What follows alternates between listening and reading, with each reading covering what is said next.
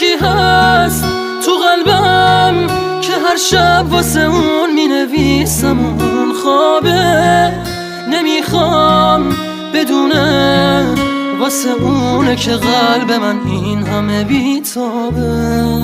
یه کاغذ یه خودکار دوباره شده همدم این دل دیوونه، یه نامه که خیسه پر از عشقه با کسی بازم اونو نمیخونه. یه روز همینجا توی اتاقم یه دفعه گفت داره میره، چیزی نگفتم آخه نخواستم دلشو قصه بگیره. گریه میکردم درو که میبست، میدونستم که میمیرم. اون عزیزم بود نمیتونستم جلوی راشو بگیرم.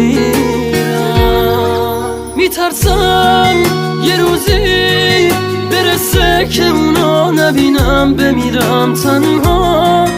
خدایا کمک کن، نمیخوام بدونه دارم جون میکنم اینجا.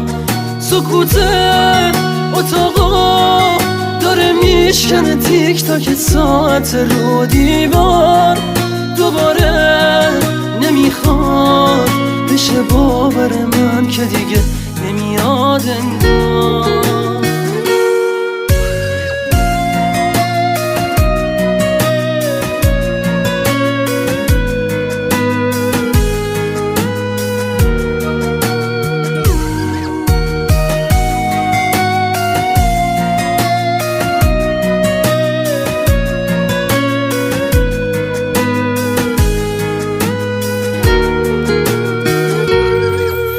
همینجا توی اتاقم یه دفعه گفت داره میره، چیزی نگفتم آخه نخواستم دلشو قصه بگیره.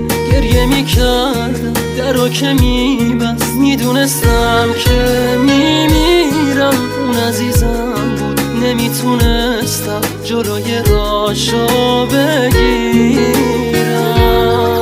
یکی هست تو قلبم که هر شب واسه اون می نویسم اون خوابه، نمیخوام بدونه واسه اونه که قلب من این همه بیتابه. یه کاغذ یه خودکار دوباره شده همدم این دل دیوونه، یه نامه که خیسه پر از عشقه با کسی بازم اونو نمیخونه.